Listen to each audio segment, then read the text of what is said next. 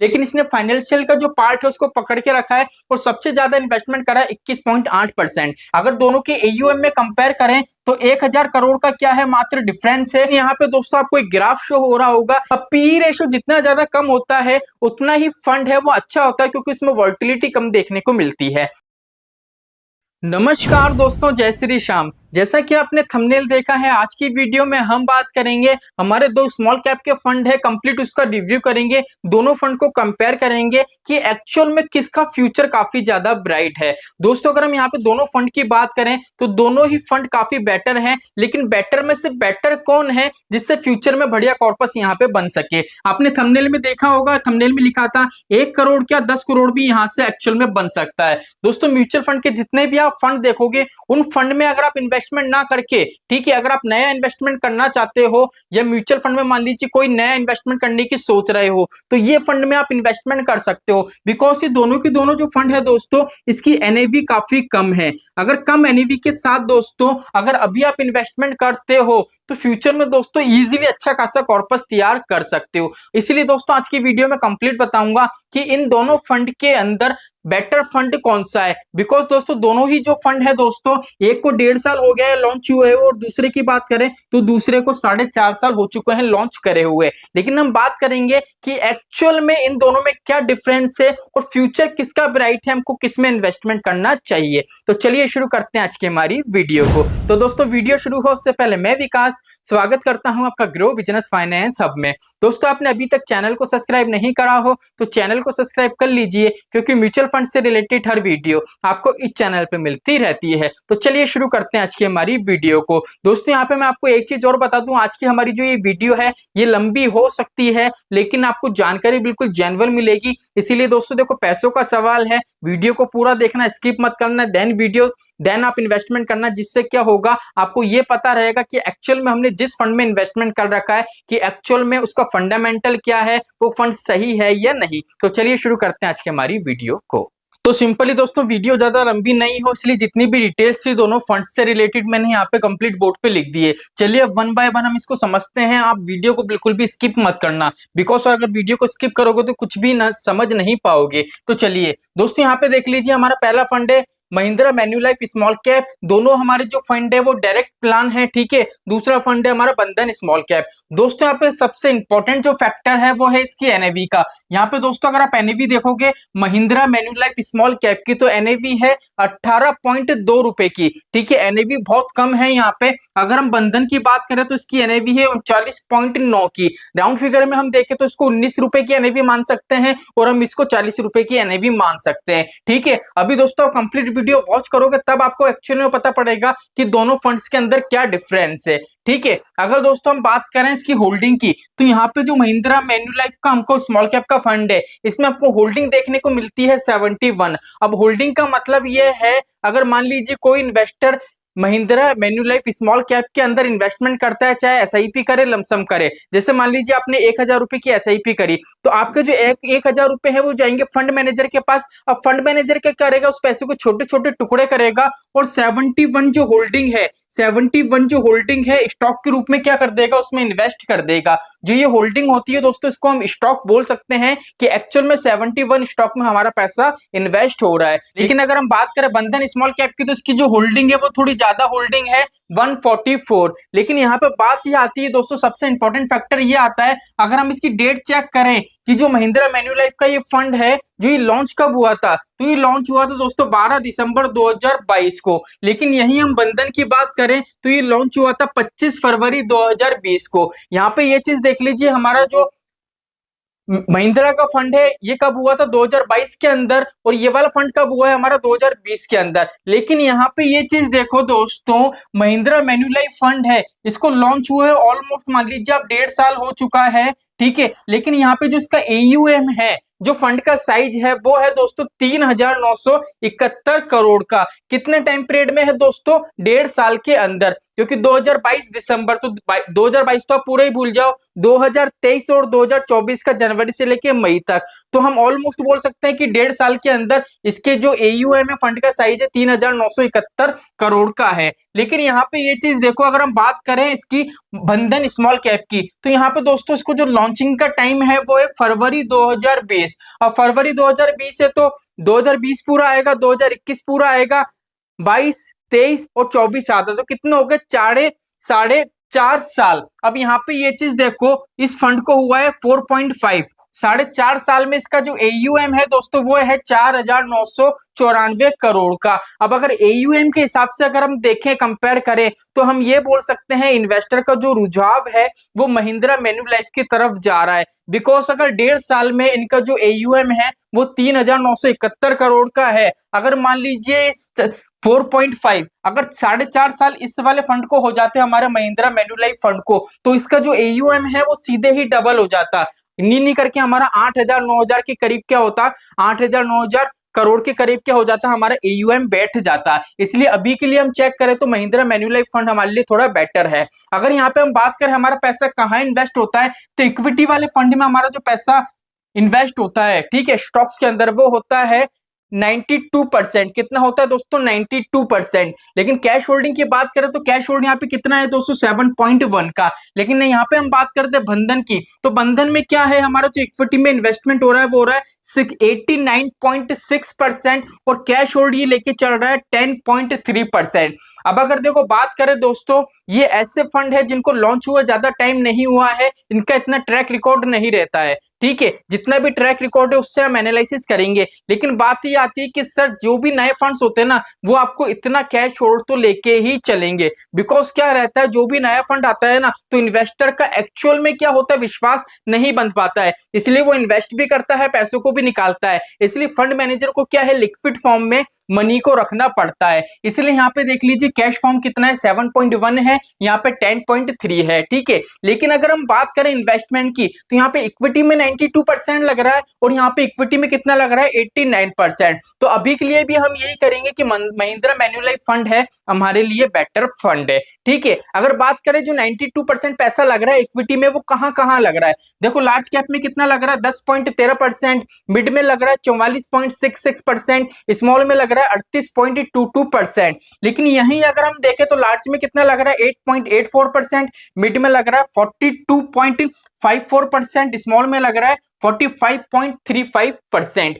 यहाँ पे ये चीज देखो दोस्तों, सबसे ज्यादा जो पार्ट इन्वेस्टमेंट हो रहा है वो स्मॉल कैप के अंदर हो रहा है, बंधन के अंदर। लेकिन अगर हम महिंद्रा मैन्युलाइफ की बात करें तो इसका सबसे ज्यादा जो पार्ट इन्वेस्ट हो रहा है वो कहाँ पे हो रहा है, मिड कैप के अंदर हो रहा है, ठीक है। अगर हम इस हिसाब से देखें कि आपको रिस्क किस में कम देखने को मिलेगा, तो हम ये कह सकते हैं ये वाला फंड हमारे लिए बेटर है, महिंद्रा मैन्युलाइफ। क्यों बेटर है, बिकॉज क्या होगा, जब भी मार्केट में क्रैशेस आते हैं तो सबसे ज्यादा जो आपको क्रैश देखने को मिलता है, जो आपको फंड डाउन देखने को मिलते हैं, वो स्मॉल कैप कैटेगरी के मिलते हैं। लेकिन यहाँ पे ये चीज देख लीजिए, स्मॉल कैप में आप इन्वेस्टमेंट कर रहे हो, लेकिन एक्चुअल में स्मॉल कैप में कितना पैसा जा रहा है, 38.22%, बाकी आपका मिड में जा रहा है और लार्ज में जा रहा है, ठीक है। तो ये भी हमने कंपेयर करके देख लिया। अगर अब हम बात करें अल्फा की, अल्फा का मतलब क्या होता है, अगर आप मेरे पुराने व्यूवर्स हो तो आपको पता ही होगा। जैसे मान लीजिए किसी फंड का बेंचमार्क है वो 10% का है, और जो फंड है एक्चुअल में रिटर्न दे रहा है 15% का, ठीक है। तो हम ये बोल सकते हैं कि जैसे मान लीजिए, मैं लिख के बता देता हूं,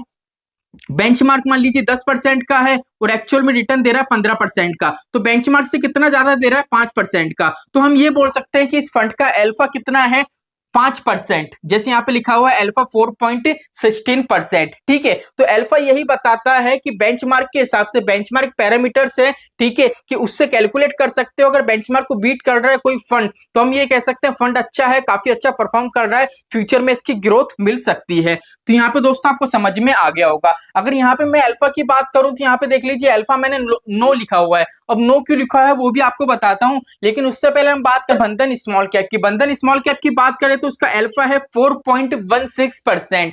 अब 4.16% है, इसका मतलब है ये अपने बेंचमार्क को बीट कर पा रहा है और काफी अच्छा फंड है। लेकिन यहाँ पे दोस्तों आपको एक ग्राफ शो हो रहा होगा, ये जो ग्राफ है दोस्तों वो महिंद्रा मैन्युलाइफ स्मॉल कैप का है। यहाँ पे देख लीजिए जो आपको ग्रीन कलर का चार्ट दिख रहा है, ग्रीन कलर का जो ग्राफ है दोस्तों वो है बेंचमार्क का, और जो ब्लू कलर का चार्ट है वो है इसके एक्चुअल में रिटर्न का। तो यहाँ पे आप ये चीज देखो, इसने एक्चुअल में जो रिटर्न दिया है वो बेंचमार्क को बीट करके दिया है। तो यहाँ पे हम ये कह सकते हैं कि नंबरिंग आंकड़ों के हिसाब से अभी हमारे पास यहाँ पे शो नहीं हो रहा है, लेकिन अगर हम ग्राफ को वॉच करें तो हम ये कह सकते हैं कि ये वाला जो हमारा फंड है महिंद्रा मैन्युलाइफ स्मॉल कैप, इसने भी अपने बेंचमार्क को बीट करा है। तो इस हिसाब से अगर हम देखें तो ये फंड अभी भी हमारे लिए बेटर है। अगर एक्सिट लोड की बात करें तो दोनों में एक्सिट लोड सिमिलर है, 1 साल से पहले पैसा निकालोगे तो 1% आपको देना ही पड़ेगा। ठीक है, अगर पी रेशो की बात करें दोस्तों तो पी रेशो की देख लीजिए यहाँ पे कितना 23.20% और यहाँ पे है दोस्तों 19.76%।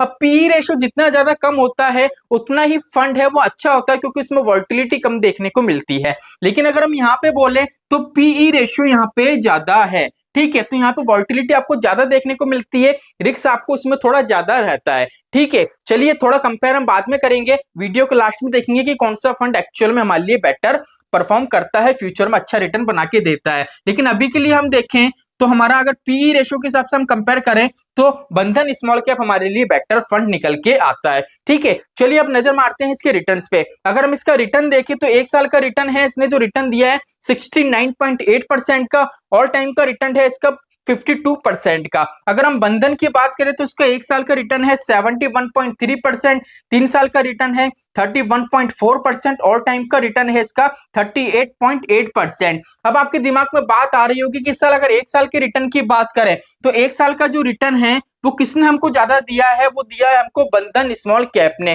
तो आपके हिसाब से सर बेटर फंड कौन सा है? देखो मेरे हिसाब से अगर मैं बात करूं दोनों का जितना भी कंपेयर हुआ है उस हिसाब से जो इन दोनों में सबसे बेटर फंड है वो है महिंद्रा मैन्युलाइफ स्मॉल कैप फंड। अब क्यों है उसके लिए पहले कंप्लीट वीडियो वॉच करो। अगर हम इसके बात करें सेक्टर की तो यहाँ पे देख लीजिए मोस्टली मैंने 7 सेक्टर लिखे हुए हैं जिसमें इसने अपना एक्चुअल में ज्यादा पैसा इन्वेस्ट कर रखा है।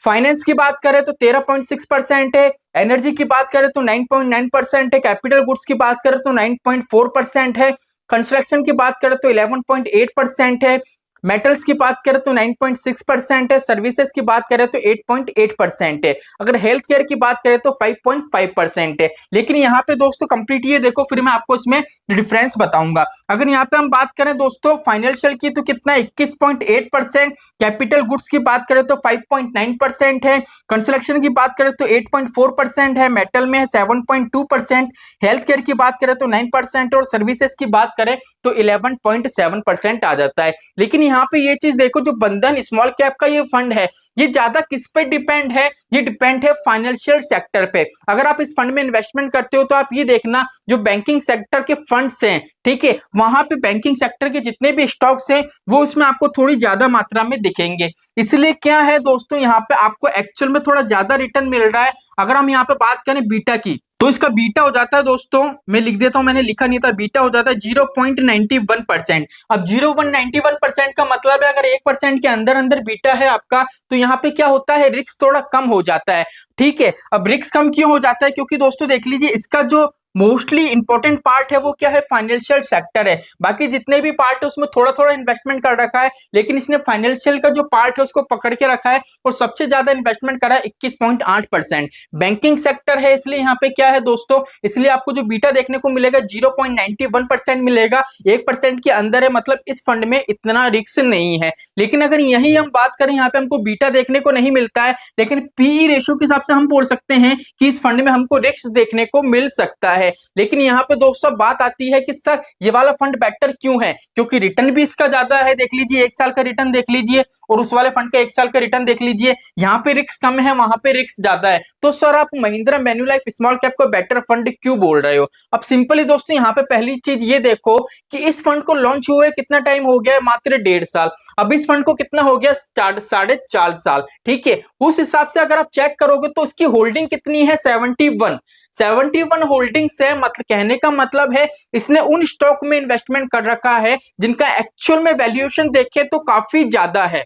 ठीक है, अगर हम यहाँ पे बात करें इसकी होल्डिंग की, 4.5 साल के हिसाब से होल्डिंग देखें तो कितनी होल्डिंग है, 144। मतलब इसने उन सभी स्टॉक में इन्वेस्टमेंट कर रखा है जिसका वैल्यूएशन कम भी हो और ज्यादा भी हो। अगर हम इन दोनों फंड में दोस्तों अगर ओवरलैपिंग चेक करोगे ना तो 33% की ओवरलैपिंग यहाँ पे आपको देखने को मिलेगी। बिकॉज क्या है, जो फाइनेंशियल सेक्टर है ना ऑलमोस्ट दोनों का यहाँ पे 33% आपको सिमिलर देखने को मिलेगा। बिकॉज क्यों मिलेगा, क्योंकि इसका जो फाइनेंशियल सेक्टर है वो काफी ज्यादा है और इसका कम है। इसका हम कम इसलिए नहीं कह सकते क्योंकि दोस्तों ये किसी एक सेक्टर पे डिपेंड नहीं है। इसने क्या कर रखा है, अपने पोर्टफोलियो में इसके जितने भी सेक्टर हैं पर्टिकुलर सब में बराबर बराबर मात्रा में इन्वेस्टमेंट कर रखा है। इसलिए यहाँ पे दोस्तों थोड़ा सा आपको रिस्क देखने को मिलता है। लेकिन अगर हम अभी बात करें दोस्तों 1.5 साल के अंदर, अगर मान लीजिए इस फंड को 1.5 साल से ज्यादा टाइम हो गया होता, या मान लीजिए 4 साल, 4.5 हो गए होते, तो यहाँ पे जो इसकी होल्डिंग है दोस्तों वो भी बढ़ती और इसका फंड का साइज है वो काफी ज्यादा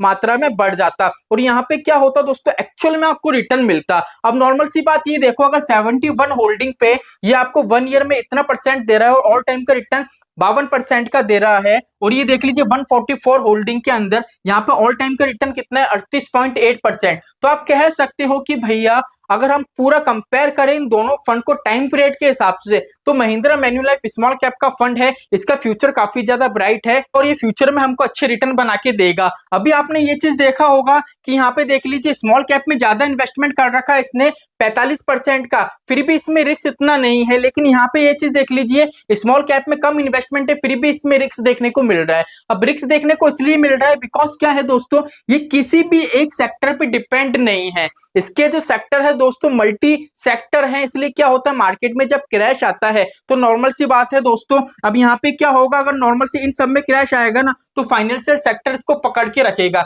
लेकिन दोस्तों अगर फाइनेंशियल सेक्टर में किसी प्रकार का क्रैश आता है ना तो सबसे ज्यादा जो आपको डाउन देखने को मिलेगा वो आपको महिंद्रा स्मॉल कैप फंड ही देखने को मिलेगा। इसीलिए दोस्तों इन्वेस्टमेंट के तौर पे देखें तो यहाँ पे सबसे अच्छी चीज है इसकी जितनी भी सेक्टर है, इसने सेक्टर में बराबर बराबर पैसा इन्वेस्टमेंट कर रखा है। और सबसे बड़ी चीज ये है दोस्तों, यहाँ पे इन्वेस्टर का रुझाव वो बढ़ रहा है क्योंकि काफी 1.5 साल में देख लीजिए इसका AUM कितना बढ़ चुका है। अगर हम बात करें इसकी 4.5 साल में इसका AUM कितना है, अगर दोनों के AUM में कंपेयर करें तो 1000 करोड़ का क्या है मात्र डिफरेंस है। लेकिन टाइम पीरियड का देखें दोस्तों तो ये 1.5 साल है, इसको 4.5 साल हो चुके हैं। इस हिसाब से दोस्तों अगर हम कंप्लीट देखें तो महिंद्रा मैन्युलाइफ स्मॉल कैप फंड आपके लिए बेटर है। अगर इन्वेस्टमेंट करना चाहते हो तो आपके लिए काफी बढ़िया फंड है। इसमें आप SIP कर सकते हो मिनिमम 500 रुपए की, लमसम करना चाहते हो तो मिनिमम 1000 रुपए आप कर सकते हो। अगर बंधन की बात करें तो SIP कर सकते हो मात्र 100 रुपए की, और लमसम करना चाहो तो आप 1000 रुपए से मिनिमम अपना लमसम स्टार्ट कर सकते हो। तो आई होप दोस्तों आज की वीडियो से आपको क्लियर हो गया होगा कि दोनों फंड में से काफी बेटर फंड कौन सा है। अगर आपकी रिस्क लेने की कैपेबिलिटी है, अगर थोड़ा बहुत भी रिस्क ले सकते हो तो काफी बेटर फंड है ये आपके लिए। लेकिन अगर आप रिस्क नहीं लेना चाहते हो, देखो स्मॉल कैप में रिस्क तो होगा लेकिन उतना रिस्क नहीं लेना चाहते हो तो आप बंधन स्मॉल कैप के साथ जा सकते हो। लेकिन अगर इन दोनों को कंपेयर करें तो दोस्तों इसका फ्यूचर काफी ज्यादा ब्राइट है। मैं दोस्तों पास्ट में जितने भी मैंने लाइव सेशन लिए हैं एंड जितने भी लोगों, जितने भी इन्वेस्टर को, जितने भी व्यूवर्स को मैंने ये वाला फंड बताया था, उन सभी ने अगर इन्वेस्टमेंट करा हो तो देखा होगा एक्चुअल में ये रिटर्न एक्चुअल में बना के दे रहा है। दोस्तों यहाँ पे मैं आपको एक चीज और बता दूं, एक टाइम ऐसा था अभी कुछ महीने पहले इसकी जो होल्डिंग थी ना वो काफी कम होल्डिंग थी, ये 71 की होल्डिंग नहीं थी, काफी कम इसकी होल्डिंग हो गई थी। फिर भी यहाँ पे देख लीजिए 1 ईयर का इसका जो रिटर्न है यहाँ पे कितना मात्रा में आपको शो हो रहा है। तो हम ये कह सकते हैं काफी बेटर फंड है। तो चलिए दोस्तों आज के लिए इतना ही, मिलते हैं हमारी नेक्स्ट वीडियो में जो आपको एक 3 बजे मिलेगी और एक दूसरी शाम को मिलेगी। यहाँ पे टाइमिंग आपको शो हो रहा होगा। तो चलिए दोस्तों आज के लिए इतना ही, मिलते हैं हमारी नेक्स्ट वीडियो में। जय श्री राम दोस्तों, जय श्री राधे।